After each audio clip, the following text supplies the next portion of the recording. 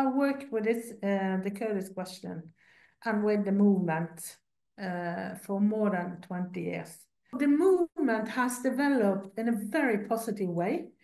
And even if there have been so many stumblestones on the way, we have to see of what have we gained, what came out of it, and I think a lot, and also the kind of the level of consciousness, how much aware the Kurds are now than 20 years ago when I was introduced to the movement first time.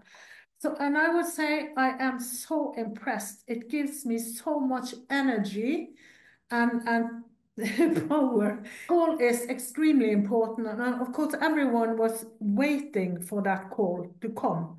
So we were all a bit astonished when it came, because we all tried to analyze it and see, oh my God, what is he actually saying? I was a little bit worried, but I think afterwards, when the movement themselves and all the spokesperson has evaluated it, it has become clearer what it actually meant. And I think it's actually a very strong statement, a very strong call that opens up for many, many possibilities. But of course, it all depends on Turkey's answer to this question, to this call. And so far, of course, it hasn't been much.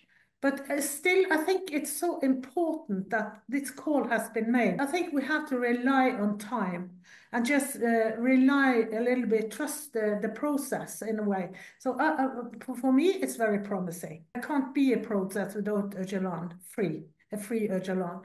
Because, of course, he is the leader. He has to, and every political leader has to confer and to communicate with your party members, with the movement.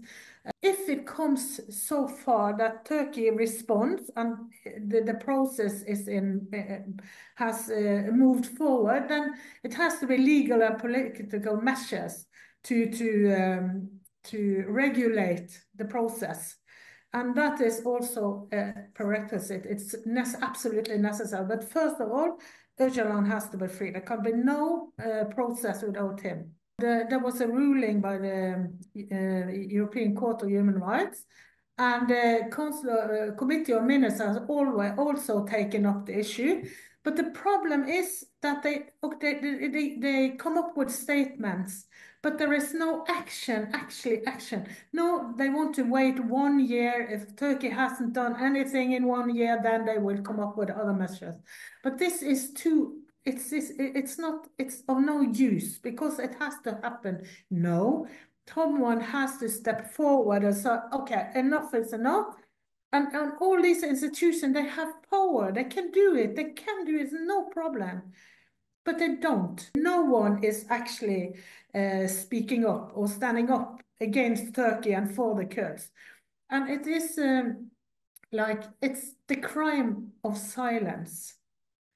And the crime of silence is as serious as as the perpetrators, the actual perpetrators do. The crime of silence is very serious. For example, the global campaign for freedom for Öcalan and a solution to the Kurdish question, that's a huge project with a lot of grassroots not members, but supporters.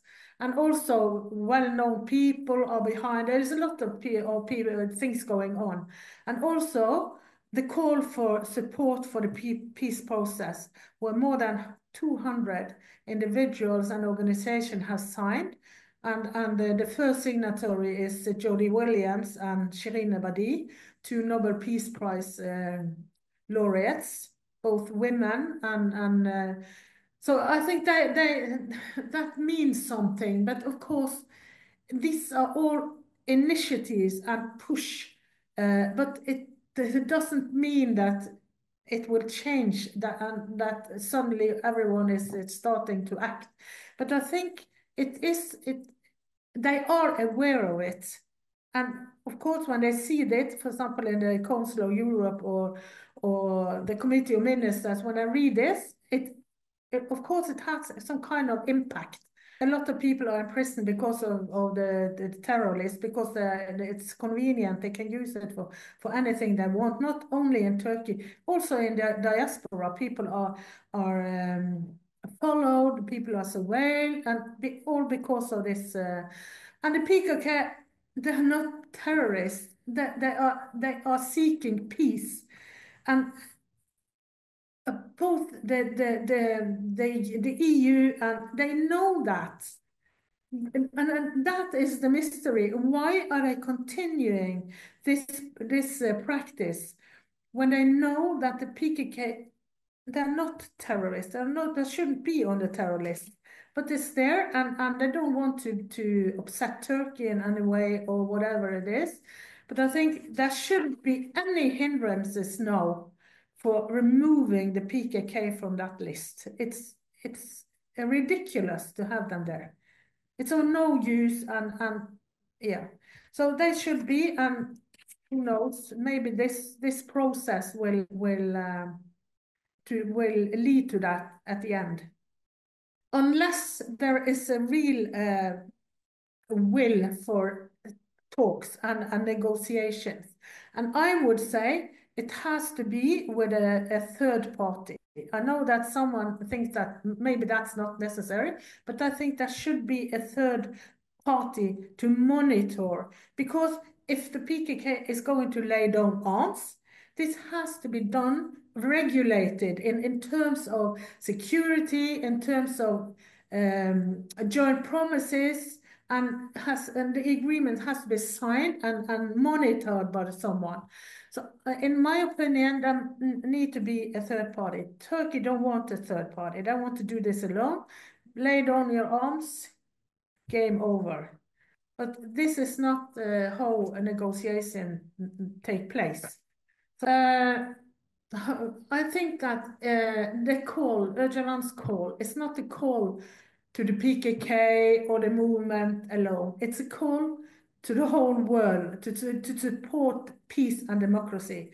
So I think that the responsibility to promote and to make a progress of this peace process, that is mine and yours, and the movement and the big, and all of us. I think there is a lot one can do. Everyone can do something in their own country. That everyone knows someone they can approach.